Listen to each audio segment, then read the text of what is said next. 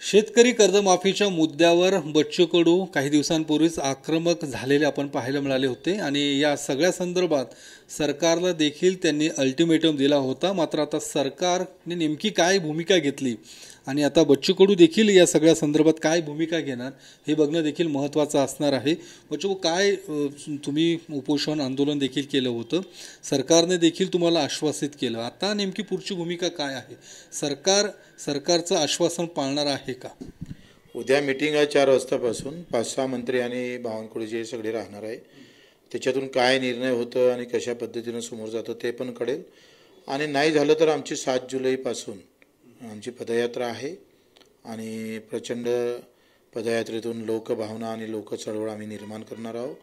2 तारखेचं आमंत्रण द्यायला घरोघरी जाणार आहोत, प्रत्येक विभागात फिरणार आहोत आणि 7 जुलै ते 14 जुलै एक 150-200 किलोमीटरची यात्रा आहे।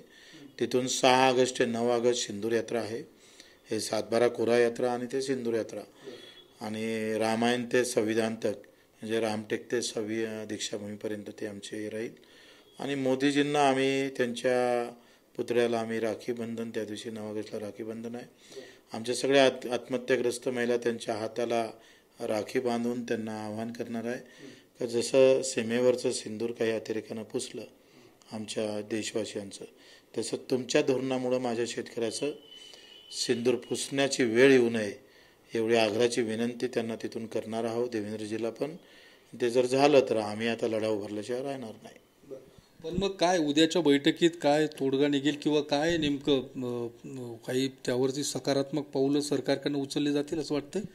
त्यांनी उचलावं, त्यांनी दिलेला शब्द पाळावा, नाही झालं तर आम्ही कर्तव्यात कुठेही कसूर करणार नाही। आम्ही आरपारची लढाई 2 ऑक्टोबरला लढणार, ताकदीनं उतरणारच आणि शेतकरी येणार, मजूर येणार, दिव्यांग येणार। दुसरीकडे गेल्या काही दिवसांपासून जो महाराष्ट्रातल्या राजकारणाचा जो मुद्दा सुरू त्रिभाषेचा, हिंदी सक्तीचा मुद्दा, ज्यावरून सरकारने जरी अध्यादेश किंवा निर्णय GR मागे घेतला असला तरीसुद्धा ठाकरे बंधूंचा मेळावा पार पडतोय 5 तारखेला। मात्र सरकार कुठेतरी त्या मुद्द्यावर अद्यापही ठाम असल्याचं दिसतंय, कारण नरेंद्र जाधवांची जी समिती आहे ती येत्या 3 महिन्यात या संदर्भातला अहवाल देणार, त्यामुळे कुठेतरी सरकार पुन्हा एकदा त्या संदर्भातला अध्यादेश लागू करण्याच्या तयारीत आहे असं देखील म्हटलं जातंय। पण ते त्यांना कसं आहे, ही मराठी भाषा ही आमच्या मायची भाषा आहे, म्हणजे आमच्या आईची भाषा आहे आणि त्याच्यावर कुठल्याही प्रकारचा बाधा येऊ नये हे जपणं प्रत्येक राजकीय पार्टीचं कर्तव्य आहे आणि त्यांनी असं केलं तर त्याचे परिणाम तर भोगावंच लागेल। या सगळ्या मुद्द्यावर बबनराव लोणीकरांचं जे स्टेटमेंट होतं की मधल्या काळात ज्या पद्धतीने त्यांनी वक्तव्य केलं त्यावर संताप देखील व्यक्त करण्यात आला होता। मात्र आज ज्यावेळी या सगळ्या संदर्भात सभागृहात चर्चा सुरू होती त्या दरम्यान शंभूराज देसाई मात्र बबनराव लोणीकरांची पाठराखण करताना पाहायला मिळाले। मस्ती आहे, अहंकार आहे। शंभूराज देसाईला हे समजलं पाहिजे का बाप कोणाला म्हणतो आपण, आणि त्या शेतकऱ्यांना मोदी तुमचा बाप आहे, त्यानं साडी दिली, त्यानं चप्पल दिलं, एवढी हिंमत आली कशी? शुकर आहे तुम्हाला कोणी मारलं नाही आणि आमच्या हातात सापडलं तर आम्ही सोडणार नाही। ही जर अशा पद्धतीनं तुम्ही वागत असाल, हे अहंकार पण आहे। तुझ्या अंगात जे कपडे आहे ना ते शेतकऱ्याच्या ताकदीवर आणि मेहनतीवरच आहे, नाहीतर नंग फिरावं लागलं असतं। आज मनीषा कायंदे सभागृहात बोलताना म्हटलेत की वारीमध्ये अर्बन नक्षलवादी घुसलेत। ज्या पद्धतीने दौंडची घटना घडली, त्यानंतर पुण्यात देखील एक घटना घडली होती काही दिवसांपूर्वी, या सगळ्या मुद्द्याला घेऊन मनीषा कायंदेंचा असा दावा आहे की अर्बन नक्षलवादी या वारीमध्ये आहेत। त्यांना जे काही आडवे येईल ते नक्षलवादी, आणि आडवे आले म्हणजे ते म्हणतं ना राजा बोल्यावर दाढी आले, ही व्यवस्था आणायची आहे भाजपवाल्यांना। आंदोलक नक्षलवादी होतात तुमच्या, ते बिलकुल मुजरा, फक्त त्यांनी असा आदेश नाही काढला पाहिजे का आम्ही आलो म्हणजे मुजरा करत जा, एवढं अपेक्षा राहिली असं ना तर त्यांना।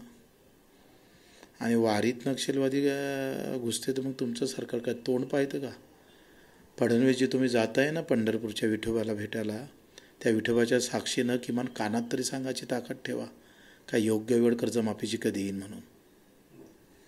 एक शेवटचा प्रश्न. अनिल परब आज सभागृहात थेट लिंबू मिरच्या घेऊन आले होते, कारण काही दिवसांपूर्वी भरत गोगावलेंचे जे काही अघोरी पूजा जी समोर आली होती, काही व्हिडिओ देखील समोर आले होते, त्या मुद्द्याला घेऊन त्यांनी लिंबू मिरच्या सभागृहात आणून त्यांचं म्हणणं की मी माझ्या बहिणीच्या सुरक्षेसाठी, अर्थात अदिती तटकरेंच्या सुरक्षेसाठी मी लिंबू मिरच्या सभागृहात आणल्यात, असं त्यांचं म्हणणं होतं.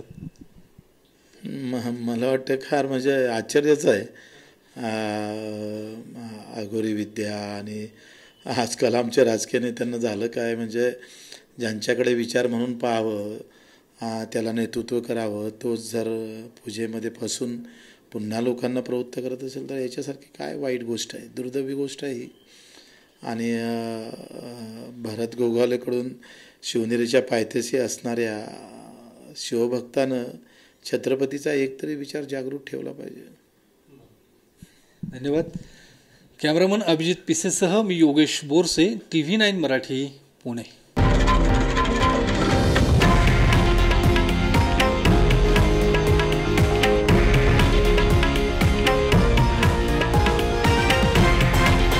हे आहे देशातील नंबर 1 न्यूज नेटवर्क आणि आपण पाहत आहात TV9 मराठी, एकमेव.